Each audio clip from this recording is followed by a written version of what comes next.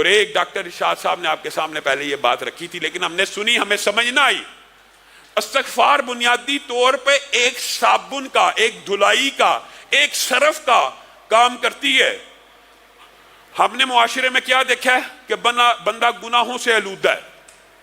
جب بندہ گناہوں سے آلودہ ہو گیا گویا اس کا جسم بدن میل کچیل میں چلا گیا, دل کالا ہو گیا, دل پہ نقطے پڑ گئے, دل بیمار ہو گئے, دل مریض ہو گئے, کفل پڑ گئے, مورے لگ گئی, پتھر ہو گئے. یعنی پورے کا پورا بدن بدبودار ہے, پورے کا پورا بدن مریض ہے, پورے کا پورا بدن گندا ہو چکا ہے. اب گندے بدن والے بھی معاشرے میں علماء کے پاس, مولویوں کے پاس آ کے کہتے ہیں فلاں تسبیح بتائیے, کوئی تسبیح بتائیے, کوئی وظیفہ بتائیے. ان کو بتایا جاتا ہے سبحان اللہ پڑھا کرو, الحمدللہ, انشاءاللہ اس کے فضائل کے حوالے سے موقع ملا تو کبھی گفتگو کریں گے. یہ تسبیحات کیا گناہوں سے لتھڑے ہوئے جسم کو, گناہوں سے آلودہ جسم کو اس طرح فائدہ پہنچا سکتی ہیں جو فائدہ گناہوں سے پاک جسم کو پہنچائیں گی؟ اس کی مثال محدثین نے یوں بیان کی ہے کہ یہ جو استغفار ہے یہ بنیادی طور پہ صابن اور صرف کا کردار ادا کرتا ہے.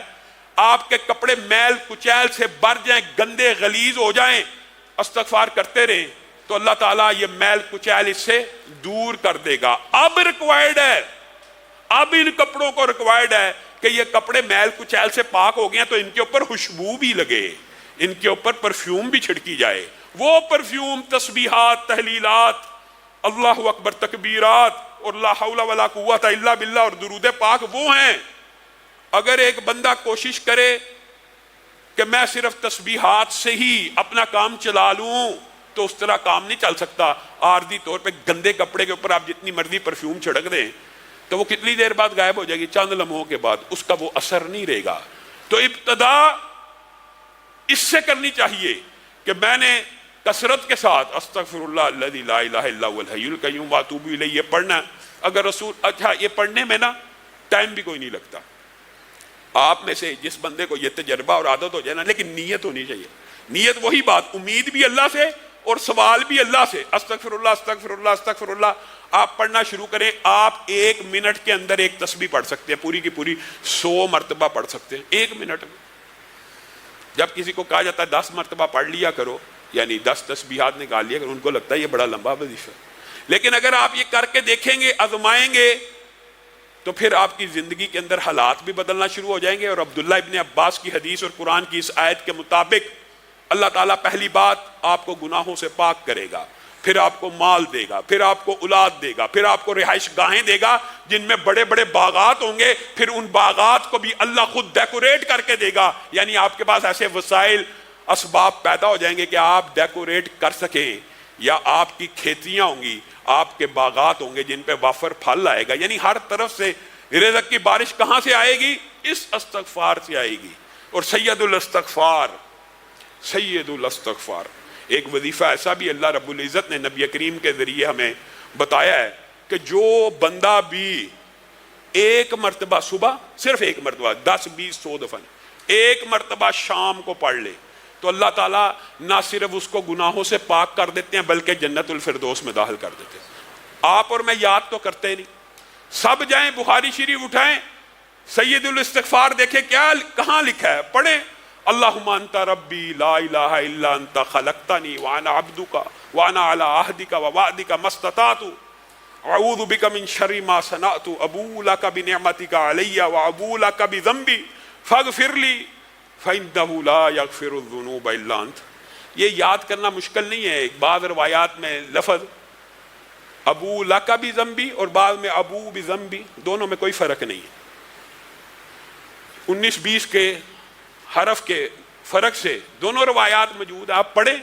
یہ سید الاستغفار ہے, آپ اس کو صبح 1 دفعہ پڑھیں, 1 دفعہ شام پڑھیں. اپنی زندگی کا معمول بنائیں کہ ہم نے استغفر اللہ کی جو تسبیح ہے نیت کے ساتھ, ارادے کے ساتھ, گناہ نہ کرنے کے عزم کے ساتھ, ہمیشہ کے لیے چھوڑنے کی نیت کے ساتھ اس گناہ کے اوپر نادم ہو کے کرنا ہے, تو اللہ رب العزت یہ سارے کے ساری 6 کی 6 برکات آپ کے اوپر نازل کر دے گا. لیکن اگر آپ کی نیت میں گناہ چھوڑنا نہیں ہے, اس کے اوپر یہ ارادہ ہے کہ رمضان گزر جائے گا پھر وہ گناہ شروع کر دوں گا, یہ اللہ تعالیٰ کو مطلوب اور مقصود نہیں، ارادہ یہ ہو اللہ تعالیٰ قبر تک وہ گناہ نہیں کروں گا۔ اور میں آپ کو یہ بات بتلاؤں، یہ لوگ سمجھتے ہیں کہ یہ جو توبہ استغفار ہے یہ صرف گناہ گاروں کو کرنی چاہیے۔ آپ کے سامنے رسول اللہ صلی اللہ علیہ وسلم کر رہے ہیں، اور یہ صرف رسول اللہ صلی اللہ علیہ وسلم ہی کی سنت نہیں ہے، یہ بھی آپ کو بتلا دوں۔ یہ سابقہ جتنے انبیاء آئے ہیں ان کی بھی سنت ہے، اور ان کا ذکر بھی قرآن پاک میں موجود ہے۔ حضرت آدم نے توبہ کی ہے، قرآن پاک میں الفاظ موجود ہے نا، ربنا ظلمنا انفسنا، خود کا۔ حضرت نوح نے بیٹے کے لیے دعا کی نا، بعد میں کہا نا اللہ تعالیٰ مجھے معاف کر دے، میں نے اس چیز کا سوال کیا جو میرے پاس علم نہیں تھا۔ حضرت موسیٰ سے جب بندہ مر گیا تھا دعا کی تھی نا، توبہ کی۔ یونس جب مچھلی کے پیٹ میں گئے دعا کی، توبہ کی، لا الہ الا انت سبحانک انی کنت من الظالمین۔ تو گویا انسان کو یہ نہیں سوچنا چاہیے کہ میرے گناہ کم ہیں، میرے گناہ زیادہ ہیں۔ ہر بندے کو توبہ کی ضرورت ہے۔ اللہ رب العزت کی بارگاہ میں آگے ہم بھی توبہ کرتے ہیں، اے اللہ ہم سب کے گناہوں کو معاف فرما، اے اللہ ظاہری گناہوں کو معاف فرما، اے اللہ باطنی گناہوں کو معاف فرما، اے اللہ ہر چھوٹی خطا کو معاف فرما، اے اللہ ہر بڑی خطا کو معاف فرما، اے اللہ آنکھوں کی خیانتوں کو معاف فرما، اے اللہ زبان کی لرزشوں کو معاف فرما، اے اللہ سر سے پاؤں تک ہر گناہ کو معاف فرما، اے اللہ جتنے گناہ کیے ہیں سب کو معاف فرما، یا اللہ پیدائش سے لے کے آج تک جتنے گناہ ہیں نافرمانیوں کے وہ بھی معاف فرما، یا اللہ جن کی حق تلفی کی ہے وہ بھی معاف فرما، یا اللہ جن کے حق دینے والے ہیں ان کے حق دینے کی توفیق عنایت فرما، یا اللہ جنہوں نے ہمارے حق دینے ہیں ان کو بھی ادا کرنے کی توفیق عنایت فرما، یا اللہ ہم سب کے گناہوں کو معاف فرما، یا اللہ ایک ایک پائی اتارنے کی توفیق نصیب فرما، یا اللہ جو مشکلات کا بائی شکار ہیں ہر روز کہتے ہیں دعا کریں، یا اللہ ان کی مشکلات کو دور فرما، یا اللہ ان کی مشکلات کو دور فرما، یا اللہ جن کے پیسے پھنسے میں ان کے پیسوں کو، یا اللہ ان کے پیسوں کو ادا کروا، یا اللہ ان کے پیسوں کو واپس لٹا، یا اللہ جتنے لوگ پریشان ہیں یا اللہ ان کی پریشانیوں کو دور فرما، یا اللہ ہم سب کو رزق حلال فراہ نصیب فرما، یا اللہ ہم سب کو رزق حلال فراہ نصیب فرما، یا اللہ آپ سے التجا ہے یہ استغفار کا درس پڑا، یا اللہ سر سے لے کے پاؤں کے ناخن تک جسم کے جتنے اعضاء نے جو گناہ کیے ہیں یا اللہ سارے ہی معاف فرما، یا اللہ اس نیت پہ توبہ کرتے ہیں آج کے بعد گناہ نہیں کریں گے، یا اللہ سارے ہی معاف فرما، یا اللہ اس نیت پہ توبہ کر رہے ہیں یا اللہ کے اقرار بھی کرتے ہیں یا اللہ اپنی جانوں پہ ظلم کر بیٹھے ہیں، یا اللہ جہالت سے ظلم کر بیٹھے ہیں، یا اللہ غفلت سے ظلم کر بیٹھے ہیں، یا اللہ شیطان لعین کے شر کا شکار ہو کے گناہ کر بیٹھے ہیں، یا اللہ معاف فرما، یا اللہ ہمارے جسموں کو گناہوں سے پاک فرما، یا اللہ چھوٹا بڑا ہر گناہ معاف فرما۔ سبحان ربک رب العزت عما یصفون وسلام علی المرسلین۔